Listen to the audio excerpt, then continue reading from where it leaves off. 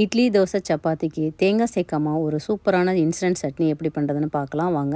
2 spoon கடலை மாவு எடுத்துக்கோங்க. அது கூட கொஞ்சமாக தண்ணி சேர்த்து சுத்தமாக கட்டி இல்லாமல் நல்லா மிக்ஸ் பண்ணி எடுத்துக்கோங்க. அடுத்து ஒரு கடாய் சூடானதுக்கப்புறம் 1 ஸ்பூன் எண்ணெய் சேர்த்துக்கோங்க. 1 ஸ்பூன் கடுகு, 1 ஸ்பூன் ஜீரகம் சேர்ந்து பொரிஞ்சதுக்கப்புறம் நம்ம கட் பண்ணி வச்சிருக்க ஒரு வெங்காயத்தை சேர்த்துக்கலாம். வெங்காயம் வந்து ரொம்ப வதங்கிடக்கூடாது, அது டிரான்ஸ்பரண்டாகவே இருக்கணும். அது கூட நம்ம கட் பண்ணி வச்சிருக்க பச்சை மிளகாய், இஞ்சியும் சேர்த்துக்கலாம். அது கூட நல்லா மீனாக கட் பண்ண தக்காளியும் சேர்த்துக்கோங்க.